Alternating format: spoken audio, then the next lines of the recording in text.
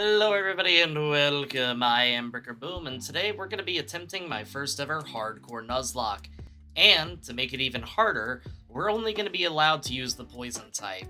Overall, the poison type isn't incredibly powerful, especially not until about the time that Fairy got introduced, but they are plentiful in this particular gen. Now, just in case this is your first time watching a hardcore Nuzlocke, this is just a brief coverage of the rules. They'll also be down in the explanation as well. The first poison type I encounter on each route has to be the one I catch, and if I don't catch it, then I don't get an encounter on that route.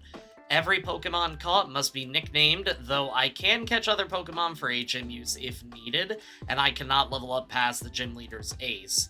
And finally, if a Pokemon faints, it is dead. This is my first time doing something like this, so I do hope you enjoy this kind of content. My goal is to eventually be able to do one of these a month, but for right now, we're just testing the waters. I've done a FireRed Nuzlocke before in an episodic fashion with my channel previously, and Morticia Noir was playing with us, but this is much harder. And lastly, because I don't want to waste your time or mine, and I could just go to safer routes, I do allow Rare Candy Glitch to level up quicker. Typically, yes, it does make you stat gain a little bit slower, however, it really shouldn't matter since the gym leaders aren't too highly IV trained. With our starter, we pick Bulbasaur since he has a poison typing and name him Hash Brown. This gives the rival Charmander, which could prove troublesome since a lot of poison types are also grass types in this gen. Or at least, no, it's the opposite. Anyway, we have a mild nature which increases special attack and lowers our regular defense. That may come back to bite us, but for now I'll take it. Having a strong special attacking Venusaur will likely be very useful, and I'd rather physical defense be lowered than our special defense. With the beginning rival fight, we start with Growl to compensate for a lower defense and begin tackling. The battle goes back and forth, but the lowered attack definitely pays off, and we manage to win with just 1 HP to spare, no thanks to tackle missing. Now, just keep in mind, and it is entirely up to you how you want to play this, you can technically not start the run until you get Pokeballs. This way, if you do lose that beginning rival fight, you don't have to keep restarting, because, again, with one Pokemon, both at level 5, trapped in a battle, it can make things difficult. After the beginning game stuff, we make a beeline for Viridian Forest, and speaking of bees, we grab a Weedle from the forest and name it Sketty. The good news is, it'll evolve into Beedrill, and if it can outspeed Sabrina's Alakazam, then Twin Needle will be able to run the battle. It has the Shield Dust ability, which isn't too bad, and an Impish nature, which decreases our special. Honestly, not too bad, since Beedrill is typically going to be more of a physical attacker. Not that it can survive a setup process with Sword Stance, but it can still do some nasty damage. This is the first time we actually skip the optional rival fight. The reason being is I don't want to take too many chances. With Brock, I at least know that Hash Brown is going to be able to handle everything without too much of a problem, and we prove it by taking both Geodude and Onix down in a single Vine Whip, and leveling up to 16 in the process, so we win the first badge, and in true anime fashion, end up evolving right after the victory. From here, it's time to do some travel and also add some new friends to the team. We grab a Nidoran male that we name Pizza, who has a gentle nature. We grab Zubat, who we name Bacon, and after we make it out of the cave, we find an Ekans with a lonely nature and Intimidate that we nickname Noodles. Our team is actually starting to look a little more put together, and it's good that we have extra people to soak up the experience points because there isn't much of a level jump between Misty and Surge, and there's a lot of trainers that we have to make our way through, so plenty of opportunities for death to happen, but also plenty of opportunity to be able to level up. Against the rival, Pidgeotto's first, so we send out Noodles and just hope we don't get Sand Attack too much. Naturally, it does open up with Sand Attack, and keeps doing it, but we do manage to take it out. Abra can't attack, so we take the opportunity to switch to Zubat and take it down with just a couple bites. Rattata uses Quick Attack and does a good job chipping us down, but we do finish it off.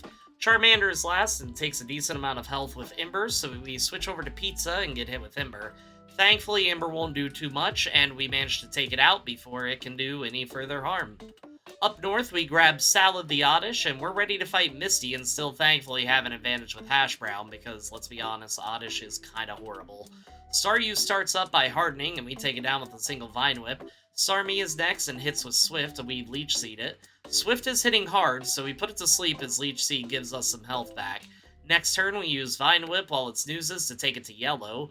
Leech Seed unfortunately does take it to red, so Misty does heal up, but we're still doing a good amount of damage with Vine Whip to bring it back below half. It somehow stays asleep this entire time, and we take it out to get the second badge. On the way to the ship, salad, bacon, pizza, and noodles, that's one heck of a combo, all get wonderful evolved forms, and with that, we go to take on the rival with our upgraded team. Pizza uses Horn Attack to take Pidgeotto to half as we get hit with a Soft Gust. Horn Attack takes it down the rest of the way, and when Kadabra comes out, we take it out with a hard-hitting attack. That will prove to be a Menace later, and I'm a little nervous just with how fast Alakazam is, and we have nothing but Poison type. As Raticate comes out, we switch to Bacon and take it to red with Wing Attack and finish it off with Bite.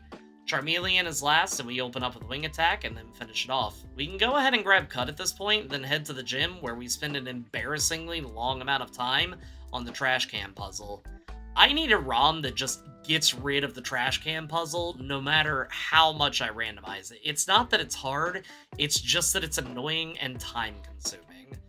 When we go against Surge, we make sure to teach Arbok Dig, so it can have a more effective move against his Pokemon. Surge first sends out Voltorb, and it uses Sonic Boom for the guaranteed damage. Thankfully, Dig is able to take it out in one shot, and we use Dig before Pikachu can hit us, but the static does take effect with the physical attack. Rather than take the paralysis chance, we switch to Pizza as Raichu double teams, but we manage to hit it a little above half. Quick Attack doesn't do much, and we critical hit the next attack to take it down for the victory. Now, if you've watched my Pokemon challenges I've been doing for the past 5 months, you know that I'll typically have a pattern that I go through. I will usually go to the casino, take out Giovanni, book it back to Lavender Town, complete that, and then go to fight Erica. But with something like this and a rapidly approaching level cap, I think it actually makes sense to go fight Erica first, but only if you think you can handle it. After defeating Erica, there's actually a pretty decent level jump between her and Koga. But without wasting too much time, we go to fight Erica, and we'll hopefully be able to take her out without too much of a problem. For this fight, we're going to use Bacon, since they have Wing Attack, and we take Victory Bell below half and unfortunately get paralyzed. We get hit with a Soft Sludge and then take it out next turn. Tangela's next, and it uses Ingrain as we continue with Wing Attack to take it to red, Ingrain healing it back to yellow. Erica potions up, and we continue the Flappy Onslaught. Tangela uses Giga Drain, and we stay paralyzed, get hit with Constrict, and then finally take it out. Vileplume is last and uses Acid, and we take it back to yellow, then take it out next turn. With having the 4th badge completed, now is when we'll go fight Giovanni, and after giving Salad a Leaf Stone to evolve it to Vileplume, we use Hash Brown to take down Onix, and Rhyhorn is next, who also goes down to a single attack. Last up is Kangaskhan, who can be a beast, so we seed first, then switch over to Pizza to take the bite. We start using Double Kick to bring it to yellow, and Leech Seed is keeping us healthy enough. Tail Whip does connect to lower our defense, but we're still at full health for right now, and use another Double Kick to take it down and win the fight against Giovanni. After doing solo Pokemon challenges, I'm not gonna lie, it's nice to have a full team to beat the game with. Granted, if they get knocked out, they're gone forever, but I love being able to use a new type of strategy. From there, we go to the Ghost Tower to be able to complete the next portion of the game, and I have to admit, things are going well, and hopefully that trend continues. Pidgeotto's first, and we send out Pizza, who now has Ice Beam, and Pidgeotto gets poisoned. We use Ice Beam to take it out one shot. Not sure if the small chip of poison damage mattered. Execute is next, and we're able to take it down with one Ice Beam as well. Kadabra pops out, and we switch to the physical of Horn Attack, and out comes Gyarados, who lowers our attack with the Intimidate drop. We switch to Salad to Poison Powder, and it's confused off its Thrash. It smacks itself, and we begin healing ourselves with Giga Drain. Between Poison, it smacking itself, we're able to get a pretty safe switch into Bacon, who takes a little bit off of Thrash before it goes down. Last is Charmeleon, who we use Shadow Ball with to take it below half as we get Smoke Screened and finish it off with Aerial Ace. We also catch a Ghastly and name it Brisket, and if we weren't doing the food thing, I would have named it Rick Ghastly. Never gonna give you up, Rick. After this, we can finish off the Snorlax, though a monotype normal Nuzlocke is now an idea since I can use my personal favorite. We go through the Safari Zone, do some leveling, and make our way to Koga. With Koga, we don't have to worry about Toxic or anything like that, so I actually feel pretty okay with our chances. Coughing comes out first and take about a third of its health with Horn Attack. We switch to Ice Beam, which does take it down. Next up is Muck, and we continue with Ice Beam, since their defense does seem better. Muck uses Minimize, and we take it below half. We miss a Horn Attack twice before critting to take it down. Next up is Coughing, and we do about half with Horn Attack, then swap to Ice Beam to take it out. Finally, there's Wheezing, and we swap Pokemon to one I won't be as upset about if it dies. We get Sludged, we do some damage with Bullet Seed, then do a Giga Drain before switching to Hash Brown and Leech Seeding it for steady health back. Sludge hits hard, but now we can safely switch into Pizza, who takes less and now gets health back. One Horn Attack brings it to red, we get Smoke Screen, and then it goes down. With that out of the way, we're about halfway through the challenge and doing quite well. From here, we go ahead and head to Silphco. We do fight a few trainers here and there and get the vitamins that we can, and then go to face the rival. Pidgeot goes down to a Thunderbolt from Brisket, and Execute goes down to a Shadow Punch. Alakazam is horrifying, and thankfully goes down to a Shadow Punch. With Gyarados, it goes down to Thunderbolt, and Charizard goes to red, gets paralyzed, then goes down. Brisket, with its wild moveset and pretty decent stats, is an absolute nightmare to have to deal with. The rival is usually pretty scary, but that's also with one Pokemon, and in this case, we actually have a full team that matches up quite well. Again, Alakazam can absolutely wreck us, but if we outspeed it, we're almost guaranteed the one-shot. We go to fight Giovanni and send out Brisket first to take Nidorino down in a few moves. Rhyhorn is next, so we switch to Hash Brown, who takes it out. Kangaskhan is out and nails us with a critical hit, and we Leech Seed it for safety. We also poison it with Salad and get hit hard. Thankfully, it just keeps tail whipping, so we're good. We do need to switch with how hard it is hitting, get Poison Stung with Brisket, and switch to Pizza, who hits a hard Horn Attack. Ice Beam takes it to red, and then a critical hit Body Slam takes out Pizza. That's actually pretty rough. Bacon finishes Giovanni, and we're done. Now, in the interest of honesty, this was my second attempt with this battle. The first attempt, I actually didn't lose anyone, but my cat jumped up on the desk, hit the keyboard, and everything got reset. Since, I don't know, it didn't feel right to have to do the battle again, lose somebody, but then just kind of ignore that, so I'm just deciding to go ahead and take the L before moving on. I regret my decision already. What we do from here is we level up to the absolute max level cap due to Sabrina being absolutely terrifying. With Sketty having Twin Needle, I'm hoping that it'll get some work done, but there's only one way to find out. Kadabra's first, and Twin Needle takes it out, and then also takes out Mr. Mime. Then Alakazam comes out. We cross our fingers, but we didn't cross hard enough because it immediately outspeeds and takes down Sketty. Salad has Poison Powder, which might be able to tank a Psychic, and then Alakazam Calm Minds. We do poison it, which is great, and Sabrina uses a full heal. Given my experience with solo runs, I knew it was coming, and immediately poison again. We do use Cut to take it down, then Psychic absolutely wrecks us. From there, we switch to Brisket and outspeed it to take it out with a Shadow Punch. We switch to Bacon to take out the Venomoth and call it a day with the blood of 2 more Pokemon on our hands. By the time we get to Cinnabar, we now have Sushi the Tentacruel and Spicy Nug the Wheezing from the Burnt Tower. Tentacruel is from the ocean. 2 more poison types with pretty tanky stats, so hopefully that'll be enough to get us through the rest of the challenge, but not having pizza. Oh, I regret my challenge. From there, we gotta do what we gotta do to get to Blaine, and he sends out Growlithe, but we have Sushi to pick up the slack for now. Surf is an easy one-shot. Ponyta also comes out, and also falls to Surf, and I'm thankful for Sushi's special attack being so great, as we also take down the Rapidash with little problems. Last up is Arcanine, who intimidates us, but we use Surf again to take it to red as it misses takedown. Blaine heals up, and we take Arcanine back to low yellow. Blaine heals again, and we bring it to red again. before taking it down with one more Surf. I end up denying the Sevi Islands, though in hindsight, I may be adding that to Nuzlocke in the future. Yes, it'll add probably about an hour of gameplay, but it should also add a level or two for our Pokemon and maybe a couple more encounters. Anybody that's a little bit more familiar with the game, are there any decent encounters that would be viable for a Nuzlocke, or would I just be wasting my time? Last of the gym leaders is going to be Giovanni, who's the ground type expert, so I expect that Hash Brown and Sushi are going to put in the work, put in the hours, and take what's ours. Giovanni first sends out Rhyhorn, and we start with Hash Brown, who uses Razor Leaf to take it down in one shot. Doug Trio comes out and outspeeds us and hits us with a pretty decent Earthquake. Nidoqueen is next, and we Leech Seed and also get hit with Earthquake. We switch to Sushi, who barely lives through an Earthquake, then switch to Haunter, because I wrote that in my script rather than his true name, in prediction of the Earthquake. Shadow Ball is doing a small amount of damage, but combining it with Leech Seed, we're actually looking pretty alright. We do lower its special and manage to take it down some turns later.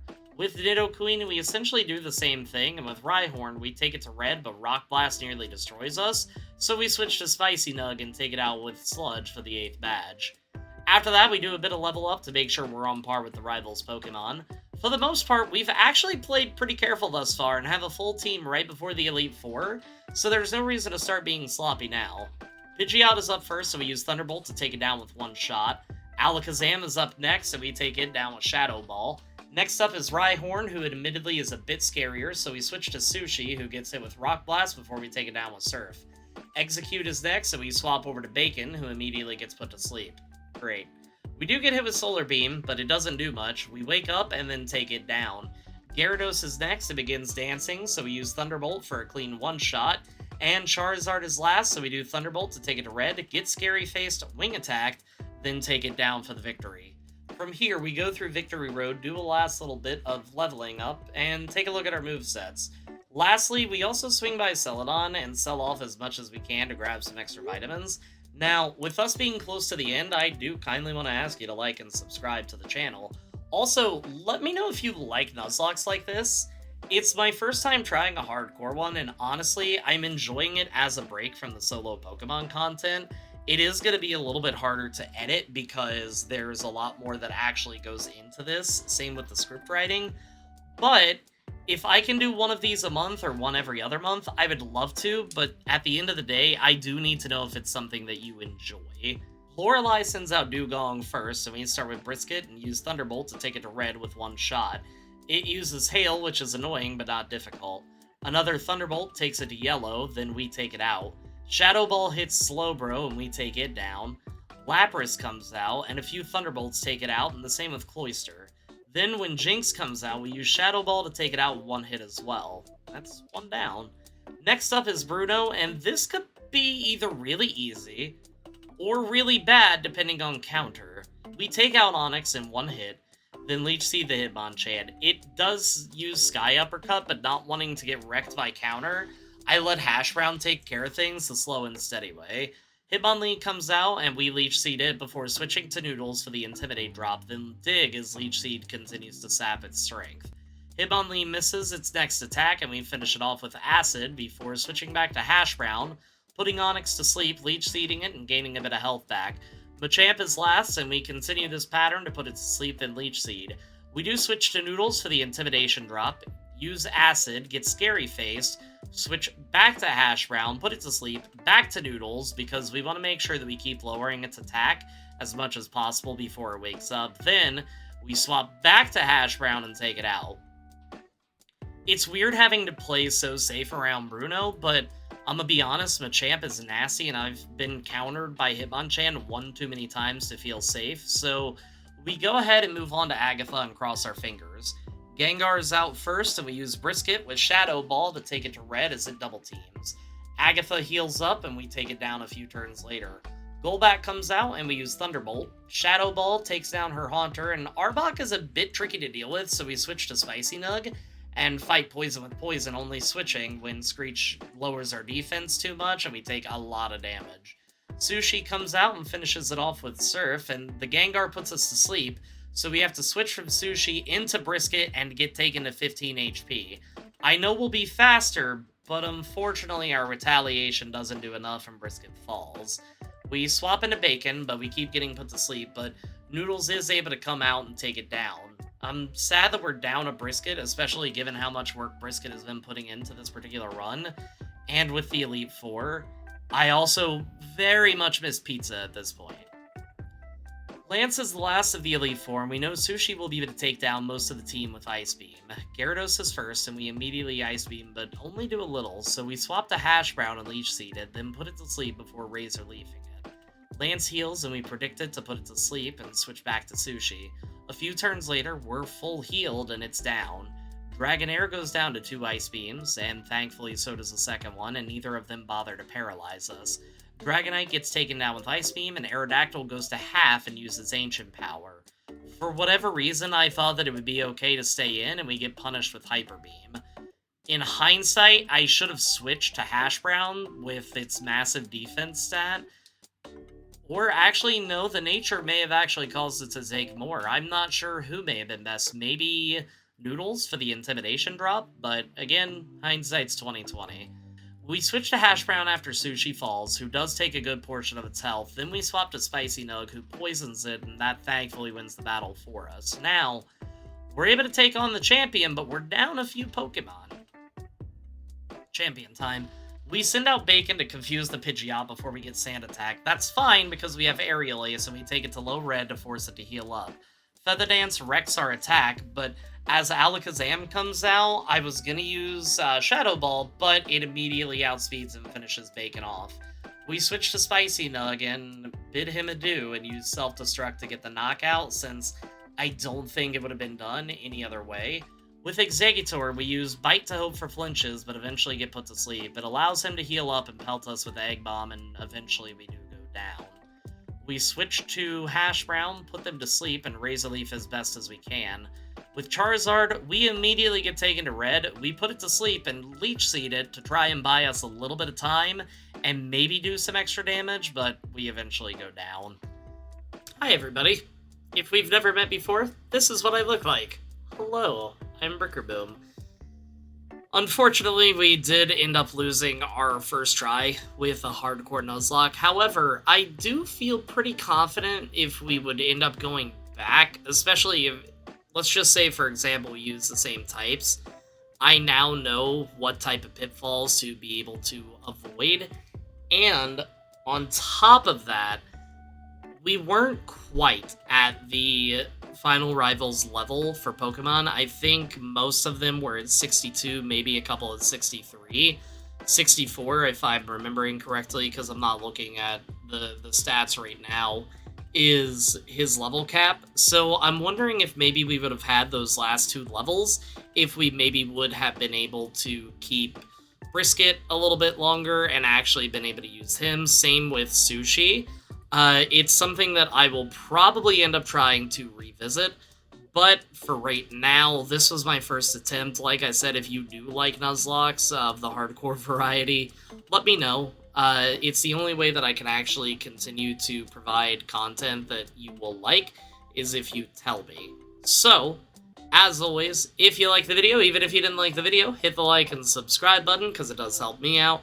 And until next time, everybody, peace out.